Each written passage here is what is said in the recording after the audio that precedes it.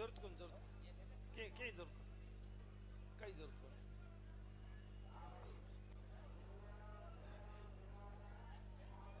आज धर्मपुरी जी महाराज के धूणे पर नवनिर्मित इस मंदिर की प्राण प्रतिष्ठा एवं जगरामपुरी जी महाराज के भंडारे के अवसर पर श्री 1008 श्री जगरामपुरी जी महाराज,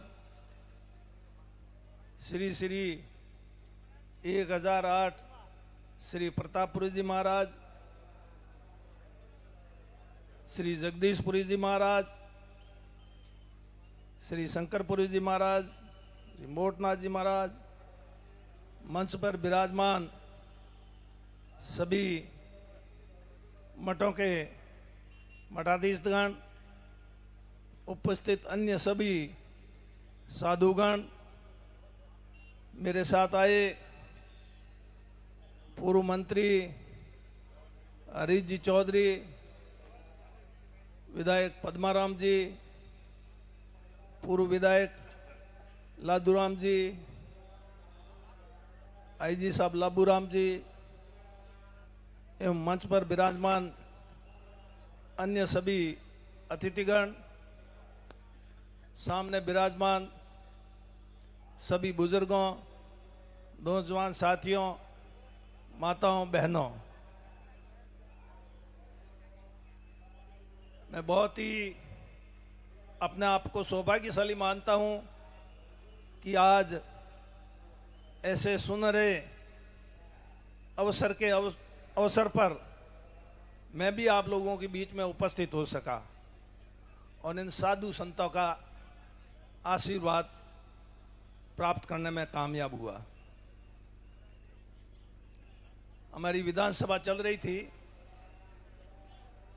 लेकिन आज विधानसभा की छुट्टी हो गई। अगर ये छुट्टी नहीं होती तो शायद मैं आप लोगों के बीच में नहीं आ पाता और इन साधु संतों के दर्शनों से वंचित रह जाता। परंतु धर्मपुरी जी महाराज, मोहनपुरी जी महाराज और आप इन सभी साधु संतों के आशीर्वाद की वजह से ही यहाँ आने का ये मुझे अवसर मिला है। बाईतू में भी आचार्य महाश्रमण जी पधारे थे। जैनों के साधु हैं, जैन धर्म है, हिंदू धर्म है, सिख धर्म है, कई धर्म है। उनके कार्यक्रम में भी मुझे आना था और विधानसभा चलती तो उनके कार्यक्रम में भी नहीं आ पाता, लेकिन उस दिन भी विधानसभा की छुट्टी हो गई, इसलिए उनके कार्यक्रम में भी शामिल होने का एक अवसर मिला। ये सब प्रभु की कृपा से हैं, इन साधु संतों के आशीर्वाद से हैं। हमारे हाथ में कुछ नहीं है। हम सोचते हैं कई बार अमुक जगह, अमुक समय, अमुक दिन जाना है, लेकिन हम नहीं जा पाते। हमारे चाहने के बावजूद भी जब तक ऊपर वाले का हुक्म नहीं होता है, साधु संतों का आशीर्वाद नहीं होता है, हम कुछ नहीं कर पाते। इसलिए मैं ऐसा मान के चलता हूं, जो कुछ भी हो रहा है वो ईश्वर की कृपा से और इन साधु संतों के आशीर्वाद से हो रहा है। यहाँ पर ये आयोजन, इतना भव्य आयोजन ये संपादित होने जा रहा है, इसको सफल बनाने में, सहयोग देने में, तन मन और धन से सहयोग देने वालों को मैं बहुत बहुत धन्यवाद, बहुत बहुत बधाई देता हूँ और ईश्वर से प्रार्थना करता हूँ कि ईश्वर उनको और तरक्की दे, आगे बढ़ाए, प्रगति के रास्ते पर वो बढ़े, जिससे कि वो और आने वाले समय में आमजन के काम में अपना हाथ बटा सके। साधु संतों के बोलने के बाद, प्रतापपुरी जी के बोलने के बाद मेरे लिए बोलने के लिए कुछ रहता नहीं है। इसलिए मैं अधिक कुछ नहीं कहते हुए यही कहूँगा कि आज भी बात कर रहे थे, मैं ऐसा मान के चलता हूँ, मैं ऐसा मान के चलता हूँ, इस सांसारिक जीवन में प्रत्येक मनुष्य किसी न किसी रूप में मुझसे श्रेष्ठ है, ऐसा मैं मान के चलता हूँ। इसलिए आप सभी श्रेष्ठ महानुभावों को मैं कोटि कोटि प्रणाम करता हूँ।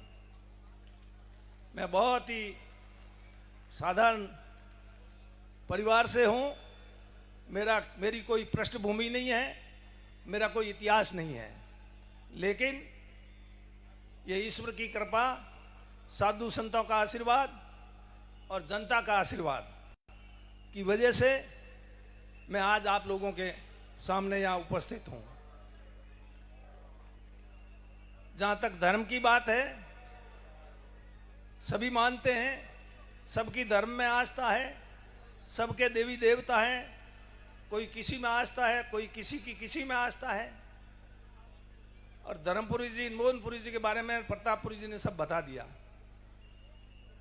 मेलू की बात है तो मेलू से भी मुझे सब जानकारी, मेरे विधानसभा क्षेत्र में ये मेलू, और मोहनपुरी जी से तो आशीर्वाद, मोहनपुरी जी ने तो मुझे आशीर्वाद दिया ही कई बार। वो वास्तव में साधु थे। मोहनपुरी जी जो मुंह से कह देते थे वो होके रहता,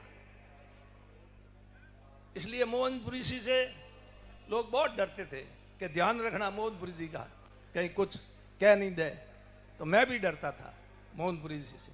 आशीर्वाद मिले तो ऐसे संत इस धरती पे हुए हैं, संतों की कोई कमी नहीं है। उन सब के बारे में पर आज उनको हम पूजते हैं, आज उनके नाम से इतना भव्य आयोजन हो रहा है, इतना यहाँ शानदार मंदिर बना है। कुछ तो उसमें उनकी तपस्या है जिसकी वजह से ये हो रहा है। क्या सभी इस धरती पर जन्म लेने वाले सब लोगों का ऐसा होता है? नहीं होता है, सिर्फ गिने चुने लोगों का ही होता है। भगवान राम ने भी इस धरती पर जन्म लिया, कृष्ण ने भी जन्म लिया, सब ने इस धरती, इंसान ही थे वो, लेकिन वो पूजे जाते हैं। आज क्यों पूजे जाते हैं? इसलिए उन्होंने कुछ किया इस धरती पर आकर के। अपन न भगवान बन सकते, न कृष्ण बन सकते, न धर्मपुरी जी बन सकते, अपन कुछ नहीं बन सकते, लेकिन फिर भी अपन में जीवन में उनके जो बताए रास्ते हैं उसको कुछ थोड़ा बहुत भी कुछ अंश तक अपने जीवन में अपना ले, या उसको स्मरण भी कर ले, तो भी अपना भी उसमें उद्धार हो जाएगा। प्रतापपुरी जी कह रहे थे, ये सही है। कोई ये सोचता है कि मैं ये कर दूंगा, ये कर दूंगा, या मैंने ये किया वो किया। मैं ऐसा नहीं मानता। मैं तो ये समझता हूं कि मैंने न तो कुछ किया है, न मैं कुछ कर सकता हूं। मैं तो यही कह सकता हूं, जो कुछ हुआ है वो प्रभु की कृपा से, संतों के आशीर्वाद से हुआ है।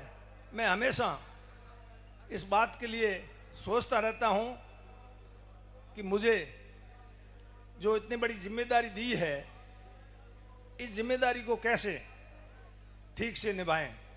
इतना अगर मैं मेरे दिमाग में भी रख करके थोड़ा सा भी करने का प्रयास करता हूं, तो थोड़ा बहुत कुछ कर सकता हूं, कोई बहुत ज्यादा नहीं कर सकता। कुछ लोग सोचते हैं चुनाव में जीतने के बाद कि मैं चुनाव जीत गया, जीत हार ये कोई मायने नहीं रखती। जीत हार चुनाव लड़ने वाले के हाथ में नहीं होती है। ये जीत और हार ये सामने बैठी जनता के हाथ में है। जिसको ये चाहे उसको ताज पहना देती है, जिसको चाहे उसको ताज से नीचे उतार करके सड़क पे भी खड़ा कर सकती है, करना जानती है। इसलिए कोशिश करते हैं, उसमें सफलता। मैं बहुत सी बार सोचता हूं कि जनता ने जो मुझे जिम्मेदारी दी उसको मैं ठीक से नहीं निभा पाया। मैं तो ये महसूस करता हूं, मैं ये नहीं सोचता कि मैंने ये कर दिया, वो कर दिया, वो कर दिया। ना जाने जनता ने मुझसे क्या अपेक्षाएं की, मुझसे क्या आशाएं रखी, मेरे प्रति क्या विश्वास उन्होंने प्रकट किया, सोच करके मुझे वोट दिया, और अगर मैं उनके विश्वास पे खरा नहीं उतरता हूं तो फिर ये मेरे लिए बहुत ही सोचने की बात है। ये लादूराम जी भी मेरे सामने चुनाव लड़े थे, ये मुझसे ज्यादा काबिल है। मैं ऐसा नहीं सोचता कि मेरे सामने चुनाव लड़ने वाला काबिल नहीं है। मेरे सामने गंगाराम जी ने भी 2 बार चुनाव लड़े। क्या गंगाराम जी मुझसे ज्यादा काबिल नहीं थे? गंगाराम जी मुझसे कई गुना ज्यादा काबिल थे। तो इसलिए जीत हार होती रहती है, कभी कोई हारता है, कभी कोई जीतता है। ये एक राजनीति में है। आप अभी प्रतापपुरी जी कह रहे थे खेल की बात, ये भी राजनीति एक खेल ही है, और क्या है। चुनाव जीतने के बाद में फिर कोई प्रतिस्पर्धा नहीं होनी चाहिए। फिर जीते हुए प्रतिनिधि को सबको समान दृष्टि से सबके काम की सोचने की जरूरत है, क्योंकि जो वोट नहीं देते हैं उनके लिए कोई अलग से जनप्रतिनिधि नहीं होता है। वोट नहीं देने वालों का और देने वालों का सबका प्रतिनिधि एक ही होता है जो चुनाव में जीतता है। ये सोच कर हम काम करते हैं तब तो हम अपना कर्तव्य का सही निर्वहन करते हैं। अगर ये सोच करके हम नहीं काम करते हैं तो हम अपने कर्तव्य का सही निर्वहन नहीं करते हैं। तो इसलिए जो कुछ अभी वो प्रतापपुरी जी कहते प्रारब्ध की बात, तो ये कहा गया है कि प्रारब्ध पहली लिखियो और बाद फिर बनायो शरीर। शरीर बनाने से पहले प्रारब्ध लिख दिया जाता है कि इसके जीवन में प्रारब्ध में क्या होगा, वही होता है। मैं अधिक साधु संतों के बीच में समय नहीं लेते हुए एक बार साधु संतों को कोटि कोटि नमन करता हुआ, और डूंगरपुरी जी महाराज, मोहनपुरी जी महाराज, सबको मैं, धर्मपुरी जी महाराज को कोटि कोटि नमन करता हूँ।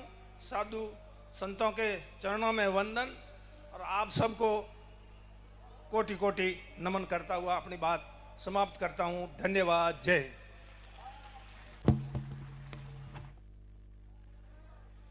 बहुत बहुत शुक्रिया परम सम्मानीय माननीय हेमाराम जी साहब ने